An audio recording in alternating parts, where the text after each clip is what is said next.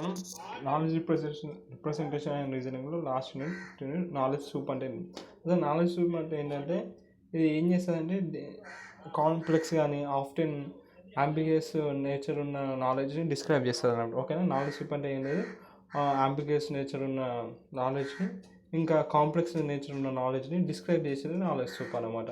ఇది signifies how knowledge can be, knowledge ఎంత ఇన్కంప్లీట్గా, ఎంత అన్సర్టైన్గా, వ్యాంగస్గా, ఇంత కాంట్రడిక్టరీగా ఉందని చెప్తుంది అనమాట నాలెడ్జ్ సూప్. ఇది హ్యాండిలింగ్ వెంగస్ కానీ అన్సర్టైన్ నాలెడ్జ్ని హ్యాండిల్ చేయడం చాలా క్రూషియల్ అనమాట. ఎందుకంటే effective decision makings intelligence systems వేసేటప్పుడు ఆ నాలెడ్జ్ ఎంత బాగుంటాయి, అక్కడ డెసిషన్స్ అంత బాగుంటాయి, ఇంటెలిజెన్స్ సిస్టమ్ డెసిషన్స్. సో ఈ అన్సర్టనిటీ వ్యాంగర్స్ని మనం మంచిగా హ్యాండిల్ చేయాలి. అర్థమైందా? నాలెడ్జ్ సూప్ అంటే ఏం లేదు, నాలెడ్జ్ సూప్ అంటే ఇది డిస్క్రైబ్స్ హౌ నాలెడ్జ్, అండ్ ఆ నాలెడ్జ్ అనేది ఎంత కాంప్లెక్స్గా ఉంది, ఎంత అంబిగ్యస్ ఉన్నది చెప్పేది నాలెడ్జ్ సూప్. సో మనం ఏ సిస్టంలో ఎంత మంచిగా వీటిని హ్యాండిల్ చేస్తే అంత మంచిగా ఇంటెలిజెన్స్ సిస్టమ్స్ని మనం మేకన్ చేయొచ్చు, ఇంటెలిజెంట్ డిసిజన్ చేసుకుంటుంది ఏ సిస్టమ్. ఇప్పుడు వెగినస్ కేఆర్ చూద్దాం. వెగినస్ అంటే ఏంటిది? ఇది వెగినస్ ఎప్పుడు వస్తుంది అంటే ఎప్పుడైతే అది బౌండరీస్ దగ్గర చక్కగా కాన్సెప్ట్ లీక్స్, బౌండరీస్ దగ్గర ప్రిసైజ్ ఉన్నప్పుడు, ల్యాక్స్ ఎప్పుడైతే బౌండరీస్ దగ్గర ప్రిసిజన్ అనేది అంటే ప్రిసైజ్గా లేనప్పుడు బౌండరీస్, అప్పుడు ఇది వస్తుంది అనమాట. ఎగ్జాంపుల్ చూస్తే మీకు అర్థమవుతుంది. It either when the terms are innovative, అయితే టర్మ్స్ కాంటెక్స్ట్ డిపెండెంట్ ఇన్నోవేట్ అయినప్పుడు. ఎగ్జాంపుల్తో మీకు అర్థమవుతుంది, ఈ డెఫినేషన్ అర్థం చేసుకోవాలి. ఎందుకంటే మీకు అర్థమైతే ఆటోమేటిక్గా మీరే డెఫినేషన్ రాసుకోవచ్చు. ఇప్పుడు ఒక టాల్ పర్సన్ కన్సిడర్ చేసుకోండి. టాల్ పర్సన్ అంటే ఇక్కడ హైట్ క్వాలిఫైస్ యాజ్ టాల్. ఇప్పుడు హైట్ని ఇట్లా టాల్ లెక్క తెలుస్తాం, టాల్ షార్ట్. ఇప్పుడు టాల్ పర్సన్ అంటే ఒకవేళ బాస్కెట్బాల్ ప్లేయర్ కలిగినాకో టాల్ 6 feet మేబీ షార్ట్, 6, ఎందుకంటే 6.5 6.3 పైన ఉంటారు బాస్కెట్బాల్ ప్లేయర్స్ అంటే. సో వాళ్ళకి 6 అనేది చాలా తక్కువ బాస్కెట్బాల్ ప్లేయర్స్కి. అదే ఒక యావరేజ్ పర్సన్కి 6 feet అనేది చాలా ఎక్కువ. సో ఇక్కడ ఏమైపోయింది, ఇక్కడ క్లియర్ బౌండరీ లేదు టాల్కి పెద్ద బౌండరీ లేదు. దీన్నే వ్యాగస్ అంటారు అన్నమాట. సో దీన్ని హ్యాండిల్ చేయాలి కదా, హ్యాండిల్ చేస్తాం. ఎట్లా హ్యాండిల్ చేసుకుంటాం? ఫజీ లాజిక్ యూజ్ చేసి మనం హ్యాండిల్ చేస్తాం అనమాట. ఎట్లా హ్యాండిల్ చేస్తాం? దానికి ఒక డిగ్రీ ఆఫ్ ట్రూత్ని అసైన్ చేస్తాం. Instead of truth or false వాడే బదులు, బైనరీ ట్రూత్ ఆర్ ఫాల్స్ వాడే బదులు ఒక డిగ్రీ ఆఫ్ ట్రూత్ని అసైన్ చేస్తాం. అట్లా మనం హ్యాండిల్ చేయొచ్చు. ఇప్పుడు చూడు, 0, 0.1. ఇప్పుడు ఎక్స్ వాడికి 5.5 కన్నా తక్కువ ఉంటే వాడు షార్ట్, ఎక్స్కి వస్తుంది అంటే టాల్, నీడు ఉంటే ఇంకా ఎక్కువ టాల్. ఇప్పుడు ఇట్లా ఒక amount of degree of assign చేస్తాం. Tallness represent as a constant scale rather than strict classification. Strict classification true or false బదులు బైనరీ క్లాసిఫికేషన్ బదులు ఫజీ లాజిక్ వాడి ఒక అసైన్ చేస్తాం కొన్ని వాల్యూస్. ఇప్పుడు వాడు 5.5 కన్నా తక్కువ ఉంటే వాడు నాట్ టాల్ అని, ఒకవేళ వాడు 5.8 ఉంటే వాడు పార్షియల్ టాల్ అని, 6.2 కన్నా ఎక్కువ ఉంటే వాడు డెఫినెట్గా టాల్ అని అర్థం. Tall equals 1. సో వాడు classical logic true or false ఎందుకు వాడామంటే, మనము ఫజీ లాజిక్ ఎందుకు వాడుతున్నామంటే ఆ true or false binary truth వాడే లాజిక్ని క్లాసికల్ లాజిక్ అంటారు. క్లాసికల్ లాజిక్ ఎందుకు ఫెయిల్ అవుతుంది అంటే దీన్ని హ్యాండిల్ చేయడానికి, వ్యాగనెస్ని హ్యాండిల్ చేయడానికి. ఇప్పుడు చూడు, ఇప్పుడు ఒక హైట్ ఆఫ్ 6 feet ఉన్నాకో వాడు టాల్ అని చెప్పి 2 అని ఇస్తాడు యాక్చువల్ క్లాసిక్ లాజిక్. ఒకవేళ వాడు 8% లెస్ దెన్ 6 ఉంటే ఇట్స్ నాట్ టాల్, ఫాల్స్ అని ఇస్తుంది. ఒకవేళ ఎవరైనా 5.9 ఉన్నాకో అది ఏమి ఇస్తుంది, కెనాట్. అలాంటి సిచ్యువేషన్స్లో హ్యాండిల్ చేయలేదు క్లాసికల్ లాజిక్, ఎందుకంటే కేవలం ట్రూ ఫాల్స్ ఇస్తుంది. అదే మన ఫజీ లాజికల్ వాడినాకో అది ఏం చేస్తుంది, మెంబర్ ఫంక్షన్స్ని యూజ్ చేస్తుంది, continuous range of values use చేస్తుంది, మెంబర్షిప్ ఫంక్షన్ యూజ్ చేస్తామంట. ఆ మెంబర్షిప్ ఫంక్షన్ యూజ్ చేసి కంటిన్యూస్ రేంజ్ ఆఫ్ వాల్యూస్ని అసైన్ చేస్తుంది అనమాట. ఇప్పుడు ఒకవేళ 5.5 ఉంటే టాల్నెస్ 0.3, 5.9 ఉంటే 0.6, 6.2 ఉంటే 0. దీని ప్రకారంగా వాడు టాల్ లేకపోతే పార్షియల్ టాల్ లేకపోతే టాల్ కాదని చెప్పొచ్చు. ఇట్లా అందుకే ఫజీ లాజిక్ మంచిగా పనికి వస్తుంది క్లాసిక్ లాజిక్ అంటే. Classic logic true or false పనికి వస్తుంది, అందుకే క్లాసిక్ లాజిక్ ఫెయిల్ అవుతుంది వ్యాగనెస్ని హ్యాండిల్ చేయడానికి. ఇంకా చూడు, మనం ఏం చేసినాం ఇక ఫజీ లాజిక్ వాడినాం. Instead of telling the tall is true or false బదులు మన ఫజీ లాజిక్ ఏం చెప్తుంది, ఇక పార్షియల్ టాల్ అని చెప్తాం. ఒక 5.9 సినారియోలో ఇప్పుడు తీసుకున్న 5. అది 5.9 ఇక్కడ ఏమైపోతుంది, ఇలాంటి సిచ్యువేషన్ అది క్లాసికల్ లాజిక్ హ్యాండిల్ చేయలేదు, అందుకే ఫజీ. ఇంకా ఇంకో మెథడ్ అంటే కాన్సెప్చువల్ గ్రాఫ్స్ యూజ్ చేయొచ్చు మనం హ్యాండిల్ చేయాలి వ్యాగనెస్ని. వ్యాగనెస్ అంటే అర్థమైంది కదా, కరెక్ట్ సర్టన్ బౌండరీ లేకపోవడాన్ని వ్యాగ్నెస్ అంటారు. ఆ టర్మ్స్ కూడా ఇన్నరేట్ అవుతాయి అన్నమాట. ఇప్పుడు చూడు ఇంకా టర్మ్స్ కాంటెక్స్ట్ డిపెండెంట్ ఇన్నరేట్ అవుతాయి. ఇప్పుడు చూడు బాస్కెట్బాల్ ప్లేయర్ ప్రకారంగా ఆ 6.6 అనేది చాలా తక్కువ, యావరేజ్ పర్సన్ కాదు.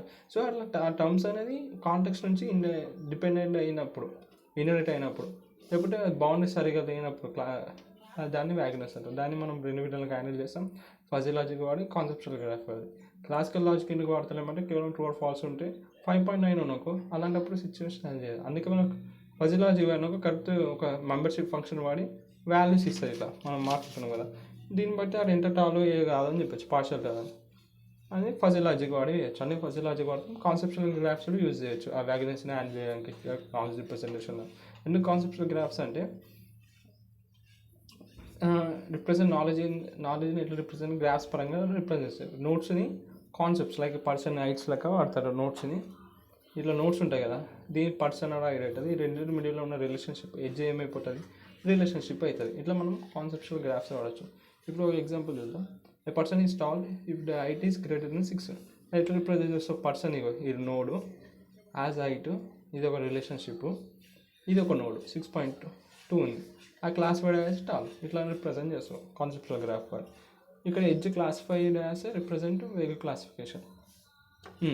ఈ క్లాసిఫైడ్ యాజ్ అని చూసిన దీన్ని వెహికల్ క్లాసిఫికేషన్ అంటారు. So can be attached, we can attach fuzzy logic values to edge. మనం ఇక్కడ ఫజీ లాజిక్ వాల్యూస్ కూడా అసైన్ చేయొచ్చు. ఇప్పుడు టాల్ ఉంది కదా, ఎంత అమౌంట్ ఆఫ్ టాల్ ఆడు 0.3 0.6 కరెక్ట్ కలిసి చెప్పచ్చు కదా, పార్షల్ టాలా లేకపోతే కాల్ చేయాలా లేకపోతే నిజంగా టాలా. అందుకే మన ఫజీ లాజిక్ కూడా అటాచ్ చేయొచ్చు కాన్సెప్చువల్ గ్రాఫ్స్కి. సో యూజింగ్ కాన్సెప్చువల్ గ్రాఫ్స్ ఎలా యూజ్ చేస్తాం వ్యాగ్నెస్ని డిఫైన్ చేయడానికి? First prototype theory in classical graphs అంటే certain example like 6.5 is a prototypical tall person పక్కా. ఇంకా other rights like inner rate tallness with degrees. ఇంకా వాడు 6.5 అంటే పక్కా వాడు ఎట్లనే ఉంటాడు.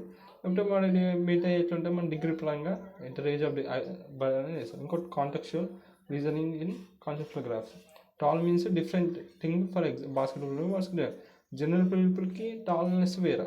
6 ఉంటే ఆ బాస్కెట్బాల్లో టాల్ కాదు, అదే యావరేజ్ పర్సన్లో అది చాలా హైట్ అదే.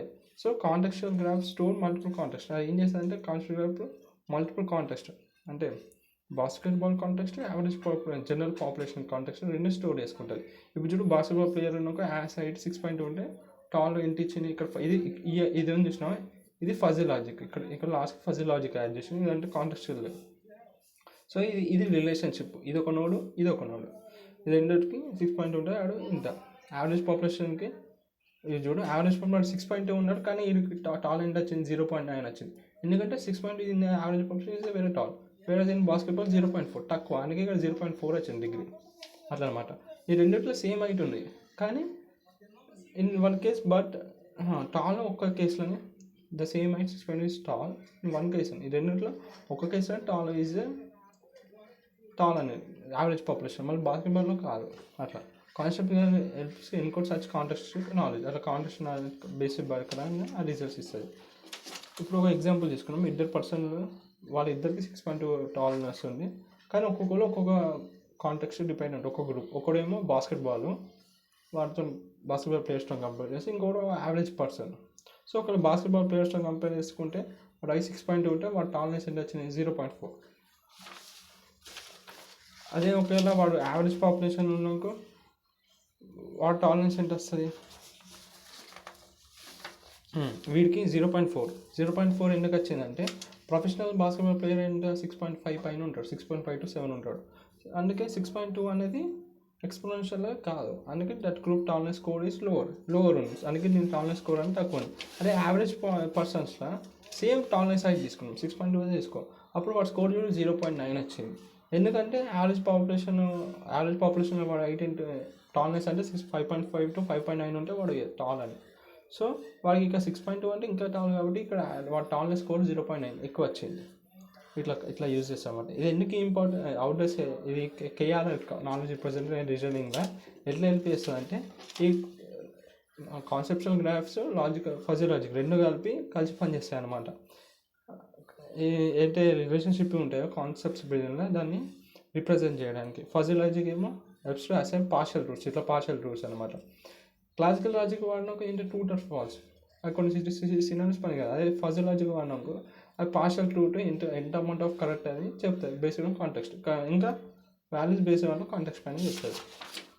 ఇప్పుడు ఒక ఇది ఎట్లా అంటే ఎగ్జాంపుల్ చూస్తే అర్థమవుతుంది. ఇప్పుడు ఒక చాట్ బాట్కి అడిగిన అనుకో, నేను టాలా అని, ఆర్ యూ టాల్ అని, అప్పుడు అది ఏం చెప్తుంది, ఒక నువ్వు బాస్కెట్బాల్ ప్లేయర్ అయినా అనుకో, చాట్ బాక్స్ నువ్వేమంట టాల్ కాదు కానీ ఎబో యావరేజ్ అని చెప్తారు. అదే నువ్వు ఒక యావరేజ్ పర్సన్ అనుకో, చాట్ బాట్ ఏం చేస్తావు, అవును నువ్వు డెఫినెట్లీ టాల్ అని అంటావు. సో ఏఐలా ఇట్లా పనిచేస్తుంది అనమాట, ఆ వేగనెస్ని హ్యాండిల్ చేయడానికి fuzzy logic and conceptual graphs. Okay.